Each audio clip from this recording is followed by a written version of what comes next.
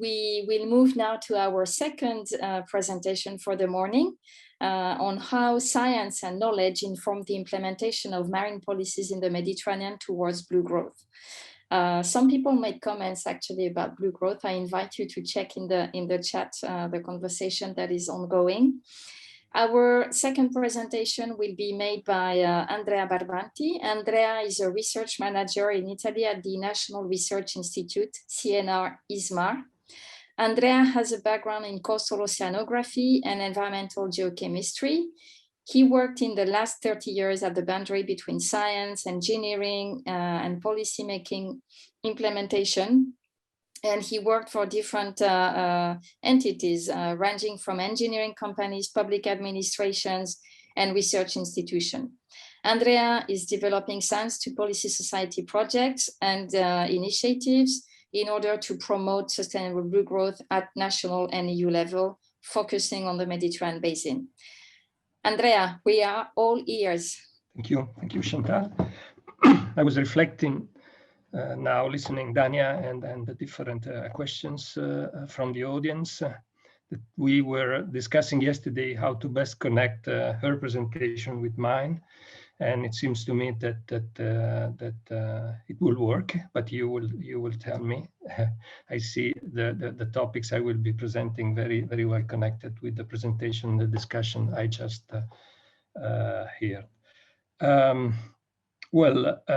First of all, I think that most of you as mid-career scientists, practitioners and decision makers know or have been involved in policy implementation processes related more or less directly to sustainable blue growth. And I expect or suspect that you have a quite complex picture of what is around and what is happening specifically in the Med. Therefore, I will spend only a few minutes today presenting and recalling our common policy reference framework. Well, I will spend most of my presentation on the identification of or discussion on main challenges, enablers, and perspectives, focusing on our key topic, which is the role of science and knowledge. And this will be based mainly on my direct experience. You've heard that I had the chance to work at the boundary between science, policy, implementation, and even engineering in the last 20 years, mainly in the Med, being involved in several policy processes. So what you will hear from me today is basically based on my personal experience. I will present you my opinion or perception on the situation, which sometimes may be totally wrong. I don't know. And I hope, actually, I invite the colleagues that will participate in the next session, presenting their view, their case studies, their experience, to confirm or elaborate on what I will be saying now. My intention is not to deliver a ready-to-use method or to provide you really new striking or very useful information, but rather some inputs and ideas you may use to inform your action and decisions in the near future. The intention is to actually develop a co-learning exercise, as it was said on Monday. First of all, let's start from a principle that is very much linked to the transboundary message that Dania delivered. That is the principle of the Mediterranean as a common good, as a common sea, actually, which contains common goods that require shared and coordinated management well beyond the jurisdiction of all the countries that are sharing this common space. And to manage this common space, to try to manage this common space, through the years, at different levels, a wide range, a very complex and framework of policy instruments have been developed. You may group them through different, say, entry point. Daniel presented to you in a slide how they are basically distributed in space, looking at the coast, the territorial sea, the high seas, and so on. I'm grouping them here in a different way, using 4 boxes: strategic blue frame, regional cooperation frameworks, sectoral policies, and policies that are more directly related to environmental issues and conservation. But the boundaries at the end between or among those 4 boxes and many different say instruments are very I mean, not very well defined in most cases. And it was already said, we need integration at the end. One way to reach or to go towards integration is one opportunity is offered by the Maritime Spatial Planning Directive, which is a kind of cross-cutting piece of policy, which is a EU piece of policy, is an EU directive, as you know, so it is mandatory for EU member states. But the same concept, as you know, as it will be presented during the course, is applied worldwide.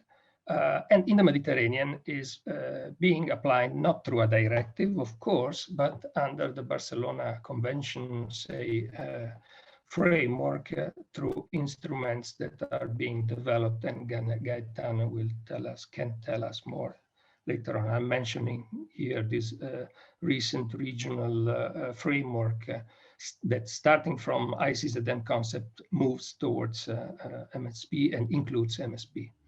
The point is how to survive in such multi-scale, multi-dimensional, multicultural environment. Going through all these policies, I try to extract 4 and I'm proposing you for your reflection 4, say, cross-cutting challenges with some potential enablers to overcome these challenges. First of all, to implement such a complex policy, complex framework of policies, we need to better structure the network. And when you talk about networks, you refer to very different, say, networks. In fact, there is an issue of coordinating institutions and organization in a kind of formal way.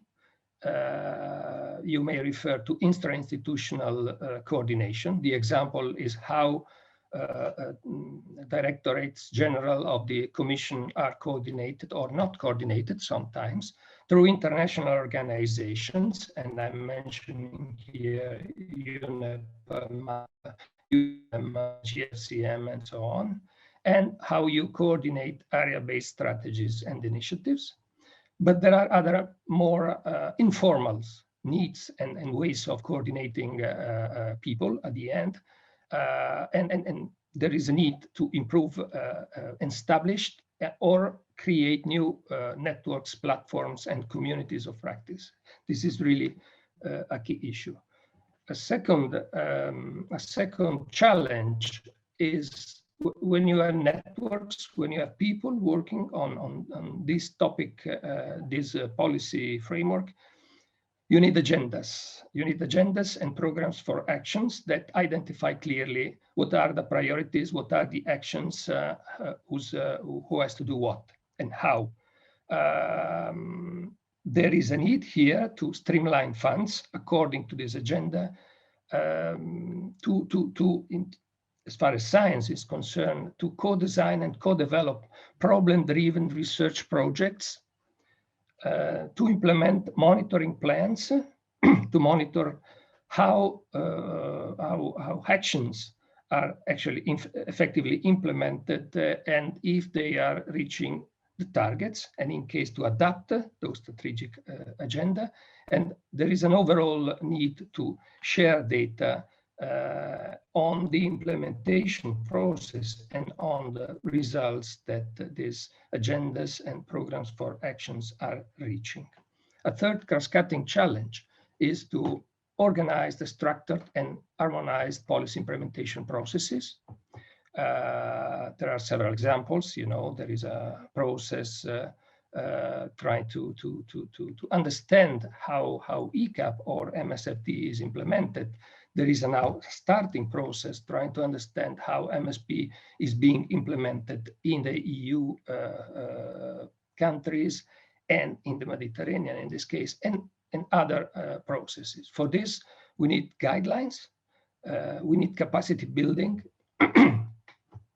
we need joint observing systems and monitoring programs that allow us to understand where we are and how the system is evolving. And we need pilot projects that promote a joint effort towards harmonized and policy implementation processes. The fourth cross-cutting challenge I'm proposing to you, and that is in fact on the table, are the large differences, the imbalance among countries in the Mediterranean. I'm not saying anything new, of course, and some enablers to overcome this challenge, and it will be a long process, as we all understand, are research mobility and capacity building, dedicated funds to build cohesions, and there is a lot happening even in the coming new cohesion program funded by the Commission. And there is again an issue of data sharing, which still represents a main issues with many differences among countries. Now, from those four, say, cross-cutting challenges, I'd like to tell you a bit more. I'd like to use four specific policies to complement this kind of cross-cutting analysis of challenges and potential enablers. And I'm using four policies, which will be BlueMed, which will be WestMed, USER, and finally MSP. WestMed is an initiative started in 2015, focusing on how research and innovation can promote blue economy, sustainable blue economy in the Mediterranean through cooperation. There are some relevant achievements. We have a shared vision and identification of research and innovation priorities through some documents that are expressing this shared vision, the Strategic Research and Innovation Agenda and its implementation plan. We have an ongoing project on a key issue that is plastic-free Mediterranean Sea. There are nice startup and promotional actions carried out in the last 2 years, and this course is part of those promotional actions. And this is very important. I was referring to the need to better structure the network. The result of these 6 years of work on BlueMed is the structured med research and innovation community that have been produced, actually reinforced. It was existing, but BlueMed reinforced these communities. We have advisory board, a group of senior officials. We have platforms in place involving stakeholders from different sectors. We have thematic networks that will continue to work. So that there is a community that was structured around this concept that research and innovation is crucial to promote sustainable blue growth in the area. There are some perspectives and challenges. The community should be improved and reinforced, consolidated. The formal community, the boards, and the informal communities. I very much like the idea of communities of practices to be further developed and consolidated. We need to implement coherently but priority actions through Horizon Europe that is now starting, but beyond Horizon Europe in a multi-program way, as the Commission is trying to do and promote. And we need to monitor effectiveness of these actions and adapt our agenda through the process. The second policy I'd like to mention is WestMed. WestMed was created in 2017. It's an initiative, not a macro-regional strategy. It's managed by DG Mare, as you may know. And the objective is to consolidate collaboration and relationship between 10 Western Mediterranean countries. So it's a regional initiative in countries in the years to come to generate blue growth, blue opportunities, and better standard of living in the Mediterranean, while ensuring protection of the Mediterranean seas from different pressures that are in place. The initiative as a whole is very much targeting blue growth. This is the keyword of this initiative, although it recognizes the importance of innovation and the importance of say, preserving the resources on which blue growth is based. There are some important achievements. A governance framework is in place and a consolidated network promoting cooperation. There are background documents, a framework for action, and a roadmap with a lot of research and innovation directly connected to Blue Med agendas and an assistance mechanism that is trying to boost the development of ideas and projects. There is a pilot project on MSP specifically under MSP Global Initiative, and I guess Alejandro Iglesias Campos will tell us more later in the session. And there is a steering committee taking decisions and some important political declaration through ministerial declarations that express this will to promote collaboration under the WestMed initiative. Nevertheless, there are many important perspectives and challenges. I'd say that the initiative is at the beginning. So there is a need for increase the collaboration among countries, EU and non-EU, and to continue to put strong political will in the process. This will boost and bring to the development of, this is the expectation, national strategies based on sustainable blue growth economic principle and practices. And the perspective, the challenge is to go toward a concrete and coherent implementation of the framework of action for action and the roadmap that is at this stage, let's say, mainly an intention. So there's a need to fully and concretely implement this process. Another piece of regional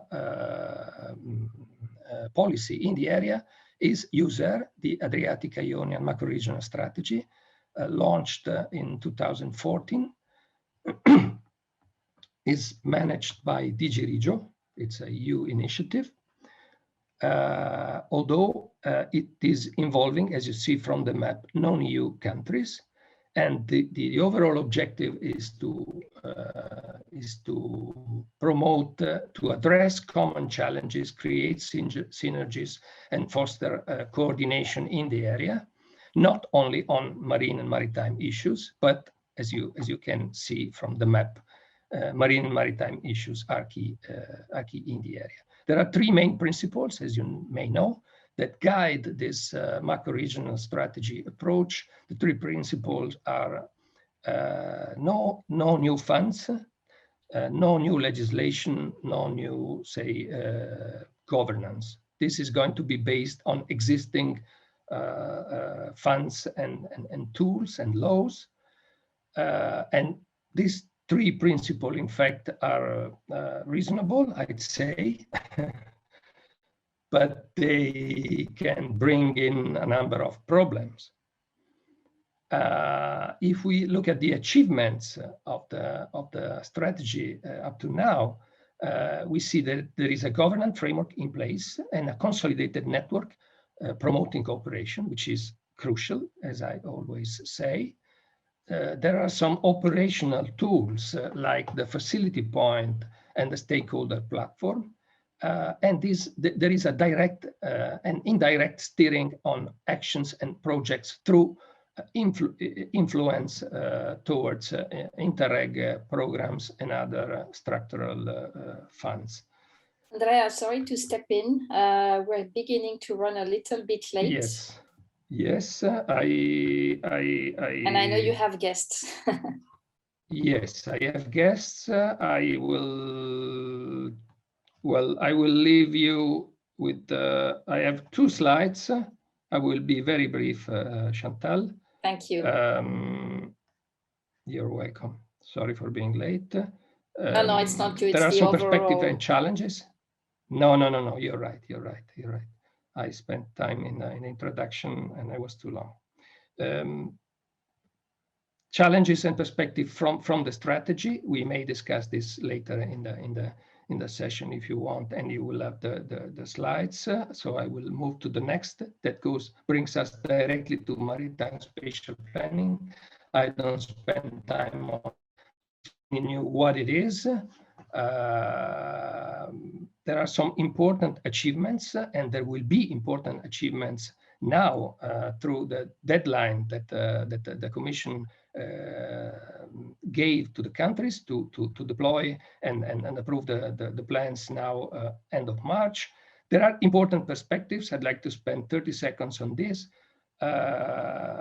The plans have to be in line with new challenges policies, and I wonder if this will be the case, considering the different processes ongoing.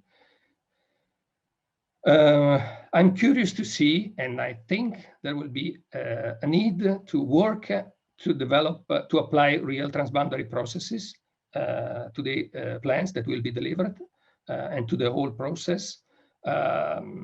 All countries of the basins will be progressively, hopefully, develop MSP plans, and this is going to be a challenge. There is geopolitics influencing the process, issues like disputed areas and maritime zones, and this is an issue for MSP implementation and sustainable blue growth as a whole. There is an issue in data sharing, and I do not have time now to elaborate on this. There are some interesting game changers like the concept of digital twin of the ocean. Sorry. Okay. And there is a need for a continuous knowledge adaptation process. Sorry, this is my timer. Come si spegne? Okay. And this is my last slide, sorry.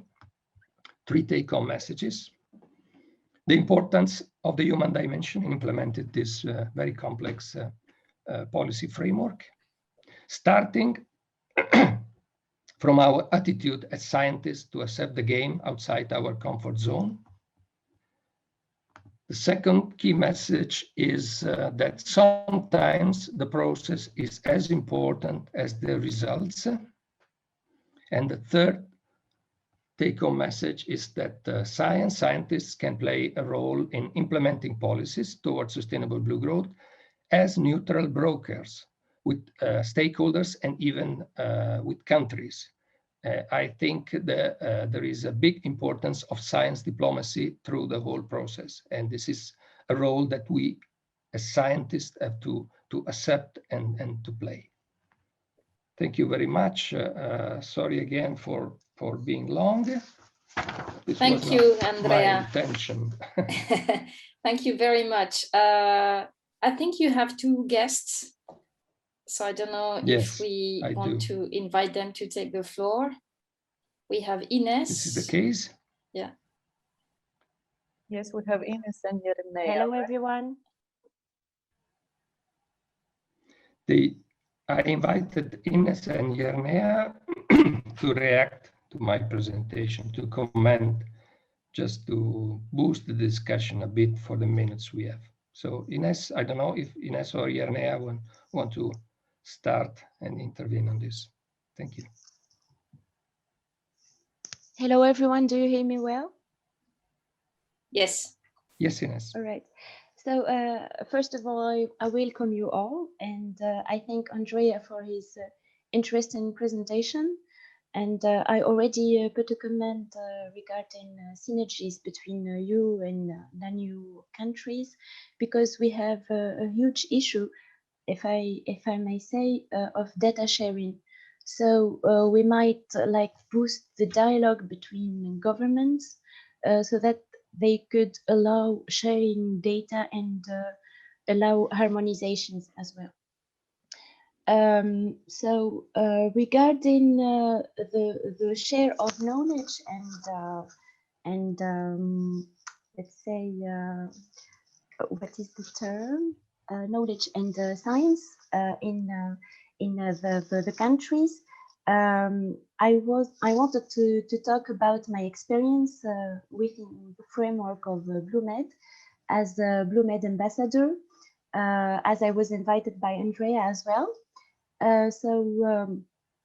I'm pleased to share with you my experience in BlueMed within the mandate, the final mandate, and we presented a product which is a BlueMed video, outreach video.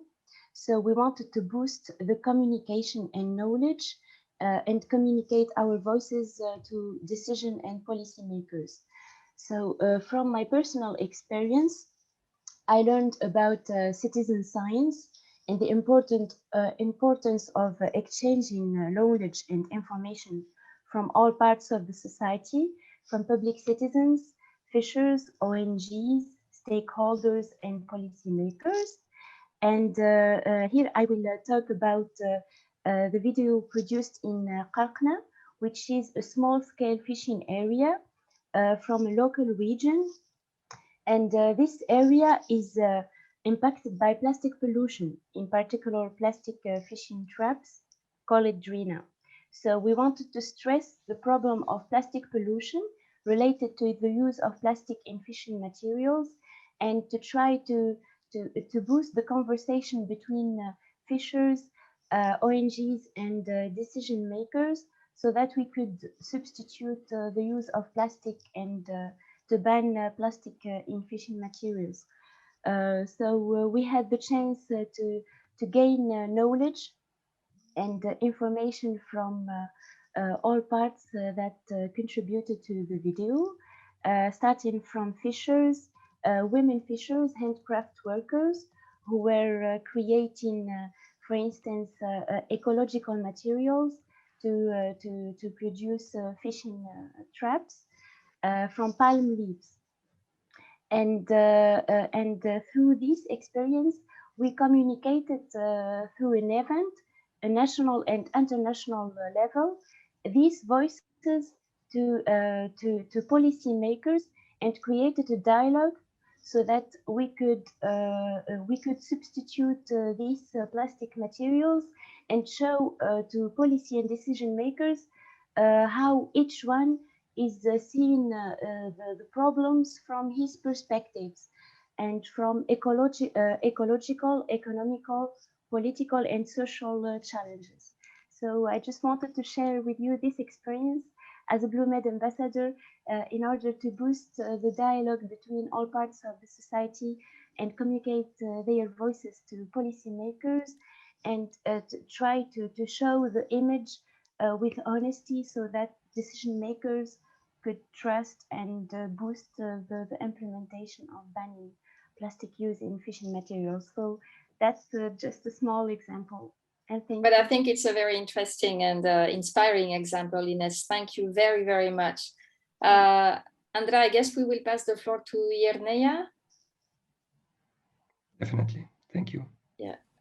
Thank you. I was And just I will wondering, comment a bit, but Ines, do you think you please, can, Irnea, please. is the video that you were mentioning publicly available and you can share it with us? Yes, I will share it right now. Thank you for reminding me. So here I will only ask you all to try and be maybe a bit shorter than you planned, because we need to be careful not to run too late. Absolutely, and I found Andrea's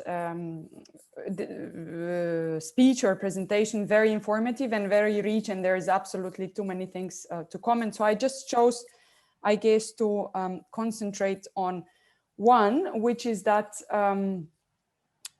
which is actually, I have one question, and I think for the purpose of discussion, that is probably the best point that I would make. So we're seeing a very densely populated landscape of governance. We have different regimes at different levels, and I think this was very effectively communicated by both Dania and Andrea. But I was wondering if, I guess for many of us who are not part of these processes, the interesting question is, how does this work in practice? So does the WestMed initiative, which is a parallel process to the EUSER or USER or whatever you call it, do these parallel initiatives actually complement each other, or are you seeing some tensions in this implementation, which I guess is a very concrete risk that we run by having so many different platforms at which we engage with both bottom-up and top-down processes. So I think that would be my key question. Are we seeing that these macro-regional strategies, which were meant to induce some of the bottom-up discussions, are meeting top-down objectives, or are we seeing some tensions? Chantal, am I allowed to respond? Okay. Well, sorry. Go ahead, Andrea. Absolutely. Yes, thank you. Well, first of all, I'd like to thank both for taking the floor and accepted to take the floor and kind of react to my presentation. Very dense and too many things to discuss. Absolutely. Thanks to Ines for underlying the importance of data sharing between EU and non-EU countries, which is always a key issue, and the importance of reinforcing the network literacy engagement of local coastal communities, and how the BlueMed experience somehow contributed to this issue. Going to the question from Yernea, I see that there is specifically referring to WestMed and USER, there is not an issue of competition. Those two policies are quite complementary. They refer to, they are partially overlapped from a regional point of view, but they are basically on two different parts.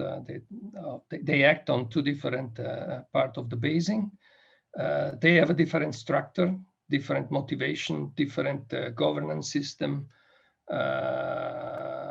They are complementary. I don't see tensions between those two pieces of policies. What I see and what is needed is, and the point, the challenge is how to make them effective, concretely delivering good results. And this is the issue I was trying to kind of elaborate on in my presentation and for the near future.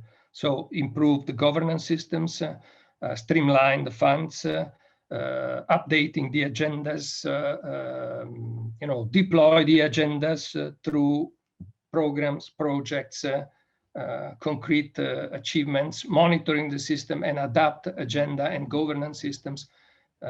And this in line with other streams, because those are regional frameworks, but then there are many vertical instruments that are on energy, on traffic, on tourism, and on the different sectors. And there is an overarching say, piece of policy. This is the Barcelona Convention that, as Gaetano said, is mainly targeting conservation, but it's not only targeting conservation, because in fact you cannot target conservation if you don't try to manage properly sea uses and coastal uses. So at the end is sustainable blue growth as a whole. And the challenge is how to harmonize all these system actions, funds, people, networks. Okay. Sometimes there is competition, but not, I would say, between user and WestMed in this case. Thank you, Andrea. Yeah, my main question was not so much about the competition between the two, but whether they complement the like the strategies, Barcelona Convention, and strategies that are above them, because it's really, from the governance point of view, they're like running in the opposite in a way. But happy to see that the messages are aligned. Just a short point I wanted to make is that in the title of Andrea's presentation, there was an implicit question of how far can science implement the implementation. And I think science can very well inform and has been well informing the design. And I think the BlueMed here is a very good example. The design of policies is where science can have a particular impact. On the implementation, a little less so, because we are, this is kind of like outside of where science can interfere. And I guess by saying so, we're coming back to the point that Chris was making yesterday. This is like where scientists can have an impact. And I guess at the very implementation, less so, but with the design, I think we should take the opportunity to be quite impactful there. If I may, Chantal, very briefly on this, I think that breakout sessions that will follow in the morning will give all the opportunity to elaborate further on how science and knowledge can inform the processes, focusing on some key enablers, as we call. Okay, thanks a lot. I'm sorry, I'm going to have to stop the conversation. I mean, it's always frustrating to be looking at the time, but I think it's also a good sign to see that we are already a bit late, because I see there's a very dynamic conversation ongoing also in the chat, I have to say. So now we're going to break for 5 minutes. Again,